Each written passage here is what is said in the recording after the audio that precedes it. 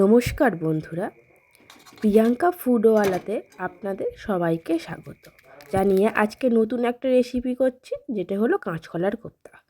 কাঁচকলা কোপ্তা করার জন্য একটি কাঁচকলা একটু আলুকে প্রেসারে নুন আর হলুদ দিয়ে দুটো সিটি দিয়ে দেব। সিটিটা হয়ে যাওয়ার পর সেটিকে নামিয়ে আমি ঠান্ডা করতে দিচ্ছি। দেখুন, এবারে নিয়েছি আলু, টমেটো, কাঁচা লঙ্কা ও আদা বাটা।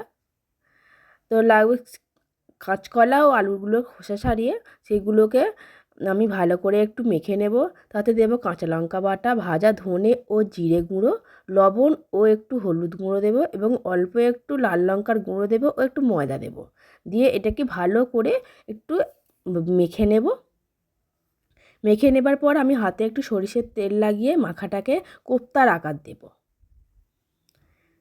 কোপ্তার আকার আমার সবগুলো কোপ্তার আকার দেয়া হয়ে গেছে।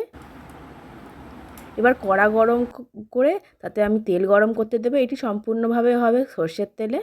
তো পরপর সব কোপ্তাগুলোকে আমি এদিক ওদিক করে লাল লাল করে ভেজে নেব। আমার চ্যানেলে নতুন হলে একটি লাইক ও চ্যানেলটিকে সাবস্ক্রাইব করবেন। এবার ওই তেলে আমি কিছু আলুকে ভেজে নেব, একটু লাল লাল করে ভেজে নেব। ভেজে নিয়ে তুলে রেখে দেবো।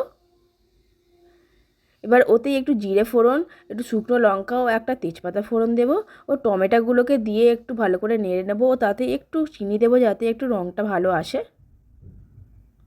এবার তাতে নুন, হলুদ, কাঁচা লঙ্কা, জিরে গুঁড়ো, হলুদ গুঁড়ো, একটু জল দিয়ে ও একটু দিয়ে ভালোভাবে একটু অনেকক্ষণ ধরে কষাতে থাকবো।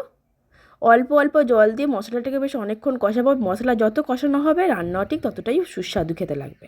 এবং তাতে এবার আলুগুলো দিয়েও একটু কিছুক্ষণ ভালোভাবে কষিয়ে নিয়ে তাতে এবার জল দিয়ে আলুটাকে আমি সিদ্ধ করার জন্য চাপা দিয়ে দেবো।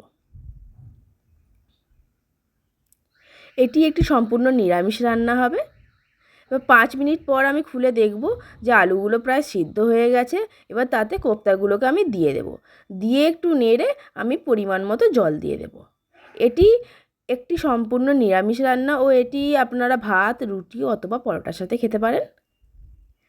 এবং 2-3 মিনিট পরে যখন একটু কোপ্তাগুলো সিদ্ধ হয়ে যাবে, তারপর এতে একটু গরম মশলা ও ঘি দিয়ে নামিয়ে নেব এবং গরম গরম এটি পরিবেশন করুন। এবং আমার রান্নাটা ভালো লাগলে অবশ্যই চ্যানেলটিকে লাইক দেবেন।